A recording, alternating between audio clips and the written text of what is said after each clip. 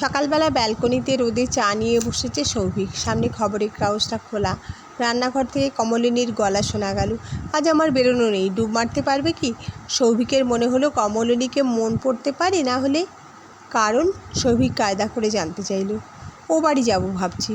ও বাড়ি টার্মটা সচরাচর কমলিনীদের বাড়ি বোঝাতেই ব্যবহৃত হয়। সৌভিকের উৎসাহ নিভে গেল এক ফুয়ে। না, আজ হয়ে উঠবে না। আমি জানতাম। কি জানতে? তোমার হবে না। এই কথোপকথনে সৌভিকের চায়ের মৌজটাই চলে গেল। খবরের কাগজটাও পড়া হয়ে উঠল না। রোদ্দুরটাও বেঁকে গেছে। মনের ভেতর থেকে একটা ধুস বেরিয়ে আসতে চাইলেও বেরোতে দিল না ও। টেবিলে চায়ের কাপটা রেখে গিজার চালিয়ে সেভিং কিটস বার করলো। ব্যালকনিতে বেতের চেয়ারটায় রাখা খবরের কাগজে এসে বসেছে কয়েকটা চড়ুই। সত্যি তোমার হবে না? কমলিনী যখন একথা জিজ্ঞাসা করেছে, সৌভিক ততক্ষণে বাথরুমে ঢুকে কল খুলে দিয়েছে। প্লাস্টিকের বালতিতে জল পড়ার প্রখর আওয়াজ ঢেকে দিতে চাইছে কথাদের। তবুও শোনা গেল প্রশ্নটা। কিন্তু জুৎসই বাহানা প্রস্তুত হয়ে যাওয়ায় উত্তর দেওয়ার পরোয়া করল না সৌভিক। অন্তত এইভাবে তো বিরক্তিটা জেগে থাকুক, নাই বা চেনা গেল তাকে। চান করতে করতেই সৌভিক রোজ ঠিক করে ফেলে সেদিন কোন শার্টটা পরবে, সঙ্গে ম্যাচিং ট্রাউজার্স। সেজেগুজে অফিস যেতে বেশ পছন্দ করে সৌভিক। এ নিয়ে কমলিনী রোজ আওয়াজ দেয় ওকে। সৌভিক ভাব দেখায় যা হোক একটা হলেই হয়, কিন্তু ব্যাপারটা যে তেমন নয় এটা ধরা পড়ে গেলেও বিরক্ত হয়। ঘরে ঢুকে দেখলো ডিপ পার্পল শার্টটা আর স্টিল গ্রে ট্রাউজার্সটা রাখা আছে বিছানার উপর। সৌভিক এত অবাক হয়ে গেল যে বলার নয়। আজ সকাল থেকে কিভাবে যে মিলে যাচ্ছে সব কিছু। ও কিছু না বলে খুশির ভাবটা গোপন রেখে চটপট পোশাক পরে নেয়। ডাইনিং টেবিলে যখন গিয়ে বসেছে তখন দেখলো খাবার বেড়ে দেওয়া নেই। কমলিনী চুপ করে দাঁড়িয়ে আছে সামনে। আলতো একটা হাসি লেগে রয়েছে ওর মুখে। সৌভিক আর না পেরে জিজ্ঞাসা করেই ফেলল, কী ব্যাপার? আজ অফিস ডুব মেরে দাও। কী যাতা বলছো? অফিসে প্রচুর কাজ জানি তো, তবু আজ ডুব মারাই যায়। আরে বেরোনোর সময় কি শুরু করলে? এই স্যান্ডউইচটা খেয়ে নাও, আমি চটপট রেডি হয়ে নিচ্ছি। মানেটা কি? কমলিনী ততক্ষণে বাথরুমে, আর তারপরই প্লাস্টিকের বালতিতে জল পড়ার প্রখর আওয়াজ। সৌভিক স্পষ্ট বুঝলো কমলিনী শুনতে পেয়েও উত্তর দিল না। একটা সাসপেন্স স্টোরির মতো সকালটাকে মুড়ে ফেলে কমলিনী আজ কী প্রমাণ করায় মেতেছে কে জানে। আজ ওই বা বেরোয়নি কেন? কোথায় যাব? সৌভিক স্টিয়ারিংয়ে বসে জানতে চাইল। বেহালা, কমলিনীর ছোট্ট উত্তর। সৌভিক যেন বিস্ময়ে ফেটেই পড়বে। ও বাড়ি বলতে তাহলে কখনো কখনো বেহালার বাড়িও বোঝায়। কিন্তু ওর মনে হলো আনন্দের বহিঃপ্রকাশ দেখানো যাবে না। ভেতরে উচ্ছ্বাসের নদীটাকে দিব্যি বইয়ে দিয়ে নির্বিকার মুখে সৌভিক গাড়ি স্টার্ট দিল। মা ওদের আসার কথা জানতো, বাবাও। মিনতি গাল ভরা হাসি হেসে কমলিনীকে বলল, বৌদি এসো, দাদা এসো। সৌভিক তখনও কিছু বুঝে উঠতে পারেনি। কমলিনীর এই চমকে দেওয়ার স্বভাবটা সব সময় ভালো না লাগলেও আজ কিন্তু অনাবিল আনন্দ হচ্ছে। সৌভিক মনে মনে বলল, থ্যাঙ্কস কমল। বাবা কোথায় মা? শীতের সকালে তোর বাবার প্রিয় জায়গায়, মা হেসে বলল। সৌভিক বুঝে গেল বাবা ছাদে। ও সিঁড়ি দিয়ে কয়েক দৌড়ে ছাদে গিয়ে দেখল মিঠে রোদ গায়ে মেখে বাবা টবের গাছগুলোর পরিচর্যায় ব্যস্ত। অপূর্ব ডালিয়া হয়েছে টবগুলোয়। এছাড়া চন্দ্রমল্লিকা, অনেক ধরনের গাঁদা, ডেইজি, কার্নেশন, অ্যাস্টার, সূর্যমুখীও রয়েছে দেদার। অসাধারণ দেখাচ্ছে ছাদটা। আর হনুমানের উৎপাত থেকে প্রিয় গাছেদের বাঁচানোর জন্য বাবা কী সুন্দর একটা খাঁচা তৈরি করেছে পুরো ছাদটায়। ঝলমলে রোদে ভেসে যাচ্ছে বাবার স্বাধীর বাগান। তার মধ্যে চকোলেট কালারের জ্যাকেট ও কালো মাফলারে বাবাকে যেন এক ডিভাইন গার্ডেনার মনে হচ্ছে। ফুল গাছগুলোর রূপে মগ্ন হয়ে পড়েছে সৌভিক। কখন এলি শুভ? বৌমাও এসেছে তো? দুটো প্রশ্নের উত্তরে একবার ঘাড় নাড়িয়েই দেওয়া যায়। সৌভিকও তাই করলো। নতুন কসমাসগুলো কোত্থেকে এনেছো বাবা? নেপালগঞ্জের হাট, একজন এনে দিয়েছে। দারুণ। ছেলের প্রশংসায় তাড়িয়ে তাড়িয়ে উপভোগ করছে বয়স্ক মানুষটা। ভাঙাচোরা মুখটা ঝকঝক হয়ে উঠেছে। সৌভিক পকেট থেকে মোবাইল বার করে ছবি তুলতে লাগলো। বাবাকে ফ্রেমে রেখেই ছবি উঠল একের পর এক। এরপর গাছ সংক্রান্ত কথাবার্তায় ডুবে গেল বাবাও ছেড়ে। আর কতক্ষণ থাকবে বাবা? নিচে যাবে না? হ্যাঁ চল, ওদিকে তো আজ বিরাট প্রোগ্রাম। সৌভিকটি বুঝতে পারল না বাবা কী বোঝাতে চাইল। নিচে এসে দেখলো কমলিনী মায়ের একটা শাড়ি পরে নিয়েছে। মা, কমল ও মিনতি মিলে জোর কদমে পিঠে বানানো চলছে। সমস্ত কার্যকলাপের ভিডিও করা হচ্ছে। বাবার মুখের দিকে তাকিয়ে সৌভিক বুঝতে পারল বাবার কাছে এই ঘটনা অপ্রত্যাশিত নয়। নারকেল কুড়োচ্ছে মিনতি, প্যাকেট থেকে চালের গুঁড়ো ঢালছে কমলিনী, মা গুড় জাল দিচ্ছে। এক স্বর্গীয় গন্ধে ভরে গেছে ঘরদোর। পায়েস তৈরি হয়ে গেছে, এখন পাটিসাপটার প্রস্তুতি চলছে। এরপর নাকি পিঠে পুলিও হবে। এ তো বিশাল কর্মযজ্ঞ। বহু বছর পর পৌষ সংক্রান্তি ম ম করে উঠল যেন। বাবার কথায় রহস্যের সমাধান হয়ে গেল। তাই তো আজ সরকারি স্কুলগুলোর মকর সংক্রান্তির ছুটি, কিন্তু সরকারি দপ্তরগুলোর নয়।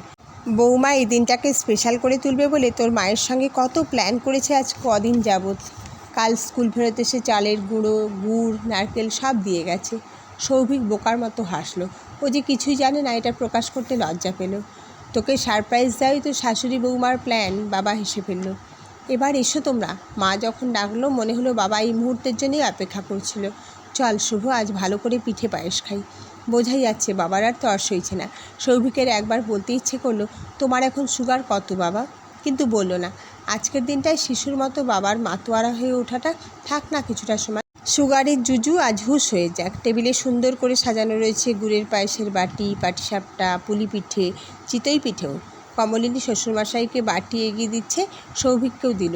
তারপর শাশুড়ি ও আর মিনুদিও নিয়ে বসল। সম্পূর্ণ ব্যাপারটার চলমান ছবি রয়ে যাচ্ছে। পালাজো, 3 কোয়ার্টার নাইটির ঘেরাটোপ থেকে বেরিয়ে আজ ছাপা শাড়িতে কমলকে একেবারে অন্যরকম দেখাচ্ছে।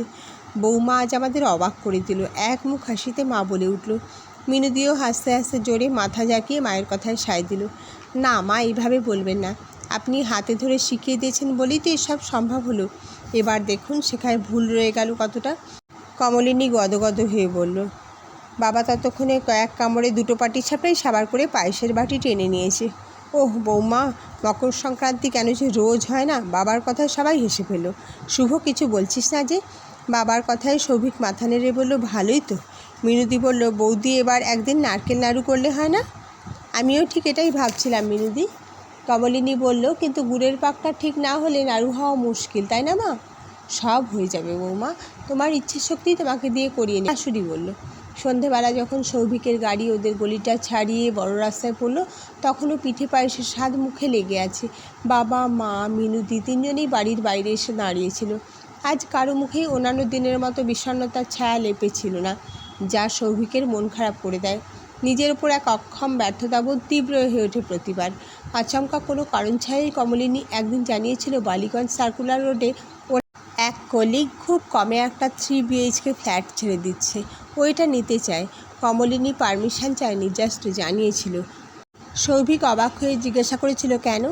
কমলিনী উত্তর দিতে স্বাচ্ছন্দ্য বোধ করেনি, তবু বলেছিল, আমাদের আর একটা প্রপার্টি হবে, ভালো এলাকায় একটা ফ্ল্যাট থাকলে ক্ষতি তো কিছু নেই। সৌভিকের কিছু বলার ছিল না। খারাপ লাগাটা বোঝাতে পেরেছিল কি না কে জানে, কিন্তু কমলিনী ব্যাপারটা করেই ছেড়েছিল। বাবা মা যদিও বলেছিল ভালোই হলো আমাদের আর একটা বাড়ি হলো, সৌভিক জানত এই কথার মধ্যে বৃন্ত থেকে পৃথক হয়ে যাওয়ার আগে তীক্ষ্ণ যন্ত্রণাটা স্পষ্ট হয়ে ফুটে উঠেছিল। কমলিনীকে কিছু বোঝাতে চায়নি সৌভিক। সবাইকে সব কিছু বোঝানো যায় না। অফিস থেকে ফেরত সময় মাঝে মাঝে বেহালা হয়ে আসতো সৌভিক। আস্তে আস্তে স্বাভাবিকভাবেই কমে আসতে লাগলো এই যাতায়াত। কমলিনীও যেত একাই, সৌভিককে বলতেও না সবসময়। কদমতলার বাড়িতে যেতেও যখন সৌভিককে জোরাজুরি করতো না কমলিনী, কারণ নতুন ঠিকানায় চলে আসবার পর থেকে একবার শ্বশুরবাড়িতে নিমন্ত্রণ ছিল সৌভিকের, কমলিনীও ছিল সঙ্গে। কমলিনীর বাবা জিজ্ঞাসা করেছিলেন, তোমার বাবা মা কেমন আছেন সৌভিক? সৌভিক উত্তর দিয়েছিল, খুবই ভালো আছেন। ওদের ভালো রাখাই তো একমাত্র ছেলে হিসেবে আমার লক্ষ্য। আর কেউ সৌভিককে কিছু জিজ্ঞাসা করেনি। আশ্চর্যভাবে কমলিনী সৌভিকের কথায় প্রচ্ছন্ন ঝাঁঝ নিয়ে কিছু জিজ্ঞাসা করেনি। একটা রোগা নদী আছে, দেখে মনেই হয় হেঁটে পেরিয়ে যাওয়া যায়, কিন্তু পেরোনো হয়ে ওঠে না। সৌভিক ও কমলিনীর মাঝখানে থাকা এই নদীটার আসল উদ্দেশ্য দুজনের কেউ কি জানে? বালিগঞ্জ সার্কুলার রোডের ঠিকানা বদল হওয়াটাই একমাত্র কারণ নয়। মাঝে মাঝে সৌভিকের মনে হয় ওদের দাম্পত্য সম্পূর্ণভাবে কমলিনীর ইচ্ছের ওপর নির্ভরশীল। তখনই ওর মনে হতে থাকে হেরে গেলাম। অথচ দুজনের সম্পর্ক মানে তো শুধু জেতা হারা নয়। সৌভিক কোথায় হারিয়ে গিয়েছিল জানে না। হঠাৎ ওর মনে হলো গাড়িতে ওঠার পর থেকে দুজনের কেউই কোনো কথা বলেনি। সৌভিক বুঝে উঠতে পারছে না কী বলা যায়। কমলিনীও চুপচাপ। সৌভিক আর চোখে দেখলো কমলিনীর মুখে এক অমলিন তৃপ্তি লেগে রয়েছে। এই কিসের অভিব্যক্তি কে জানে। আজ পিঠে দিবস দারুণ কাটল।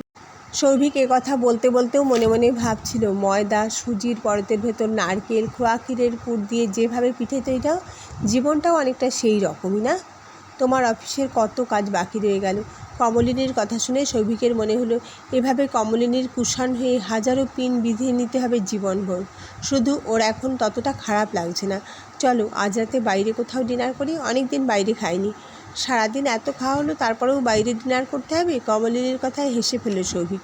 লুকিং গ্লাসের হুক থেকে যে ঝুলন্ত পুতুলটা দুলছে, একটু বেশিবার দুলে উঠলেই ওর চোখ দুটো বুজে যায়, ঠোঁটটা আরও চওড়া হয়ে হাসির আদল ফুটে ওঠে, আবার মিলিয়েও যায়।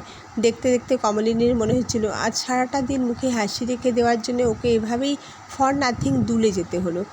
শুধু পুতুলটাকে ঝাঁকুনি দিয়ে দোলাতে হয়, আবার কমলিনী নিজেই দুলেছে এবং সবাইকে দুলিয়েও ছেড়েছে। যারা শুধু হাসিটাই দেখলো তাদের কারণ খোঁজার প্রয়োজন পড়েনি। এবার কমলিনীর ঠোঁটে একটা আবছা হাসি ফুটে উঠল। সৌভিক ভাবল ওর হাসির প্রত্যুত্তরেই। খাবার ছুঁড়ে দেওয়ার জন্য যখন আঙুলগুলো এগিয়ে আসে, অ্যাকোরিয়ামের জলতলে ভেসে ওঠা মাছেদের মধ্যে বন্দিদশা ভুলে সেই আঙুলগুলোই মোক্ষ হয়ে ওঠে। কমলিনীর এবার সত্যিকারের হাসিটা আড়াল করতে মুখ ঘুরিয়ে বাইরের দিকে তাকালো। পোষা মাছগুলো আসলে যা দেখে তাকেই সত্যি ভেবে নেয়। রাতেই ফেসবুকে কমলিনীর টাইম লাইনে ফটো আর ভিডিও ক্লিপিংগুলো আপলোড করা হয়ে গেল। হ্যাশট্যাগ নামলো Makar Sankranti celebration. Like, share, কমেন্টে উপচে পড়ছে নিউজ ফিডের পাতা।